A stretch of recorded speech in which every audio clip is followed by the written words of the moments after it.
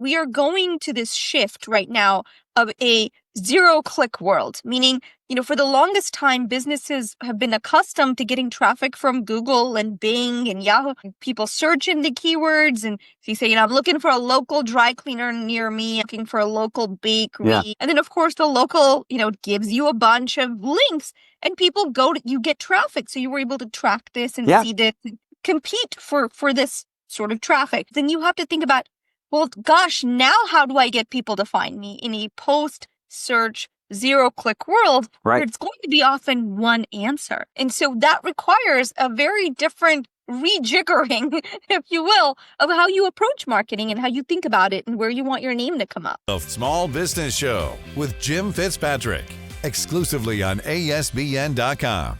Hey everyone, Jim Fitzpatrick. Thanks so much for joining me this morning. You're watching another edition of the Small Business Show, exclusively right here at ASBN.com.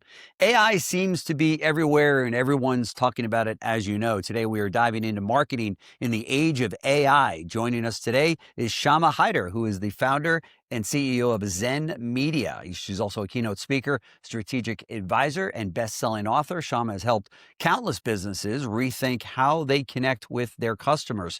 So thank you, Shama, so much for joining us on the show once again. Thanks for having me, Jim. This is an exciting and super relevant topic right now. Yeah, there's no question about it. Everybody is going AI crazy, and it's going to be running the world, if it isn't already, to some degree. So how should small businesses and entrepreneurs start thinking about AI in their marketing?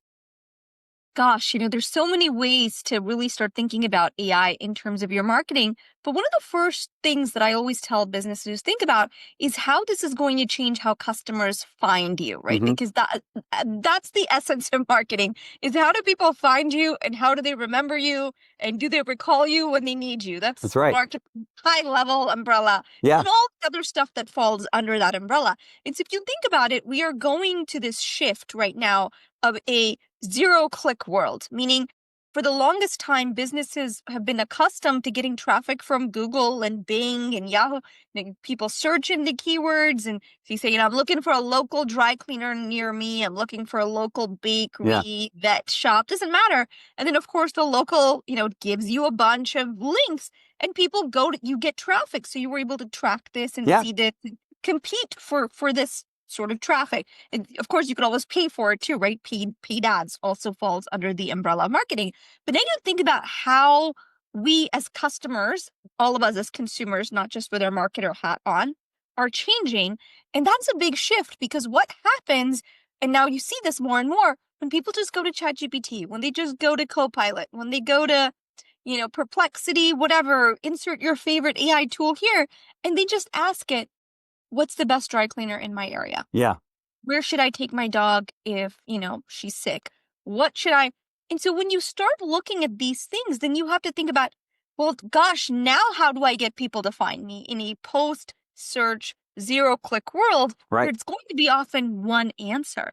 And so that requires a very different rejiggering, if you will, of how you approach marketing and how you think about it and where you want your name to come up. Yeah, for sure. What's the biggest misconception you think people or businesses have when it comes to AI?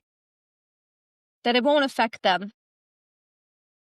It's, I got plenty of people I know are like, I hope I retire before this. And look, I don't even blame them, because the change happens so fast, right? And it's insane, because you have to think about history and think about how we've even gotten here.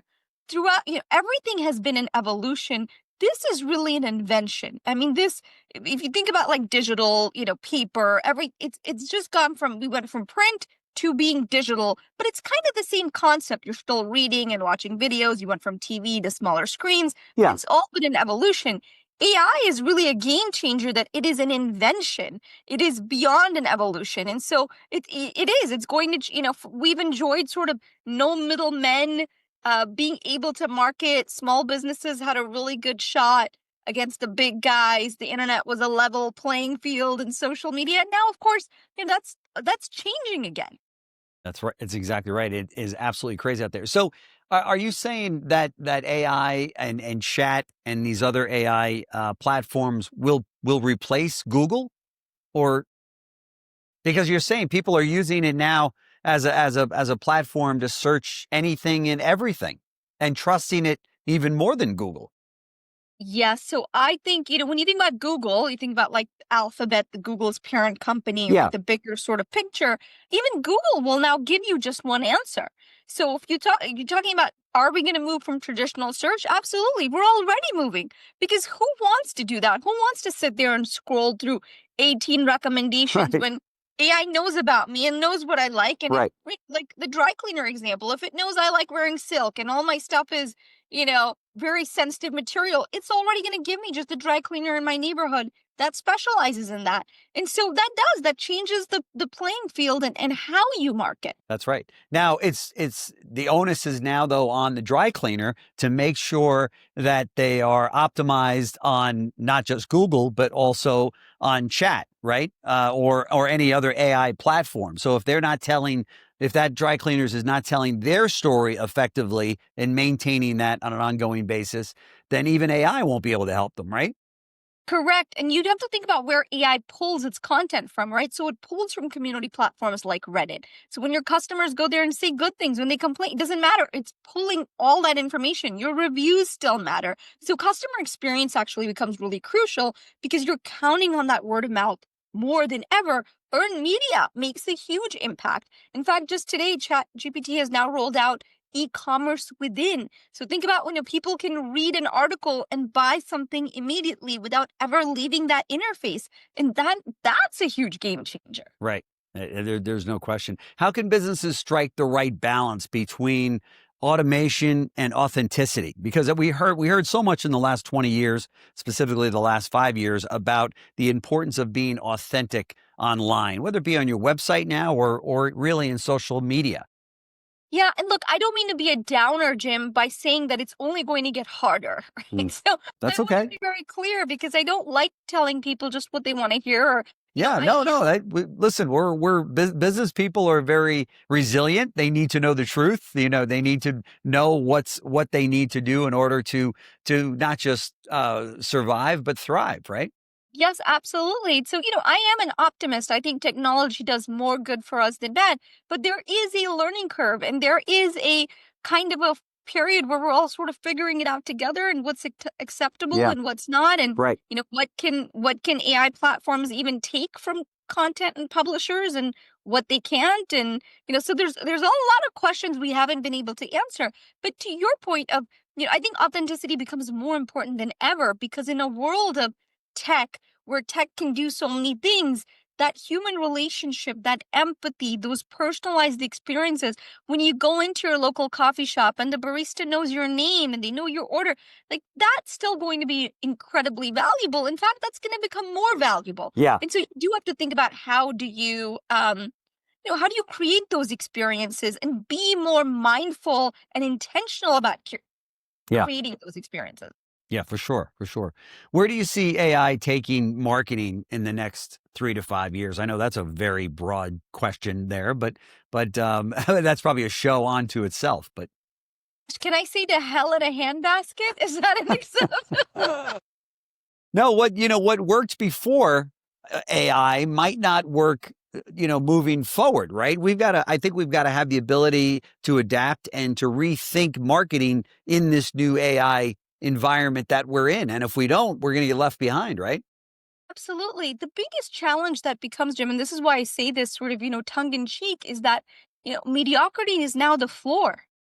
It Yeah. used to be hard to put a flyer together, right? But Yeah. you can put a flyer together now within seconds. Yep. Anyone can. You That's don't right. need design ability. You don't need to be able to write copy. You don't need to be able to spell. You don't need any of these things that are sort of prerequisites for putting together a decent, and so in some ways it's really freeing, because if you just have ideas and you always felt bottlenecked by your lack of technology skills, because you're like, I have this idea and I'd love to do it. Well, now that's not an excuse anymore, right? Because you have the ability to do that. I think the question that people need to be asking, and I don't see this being asked as much, is really thinking about, how do we stand out?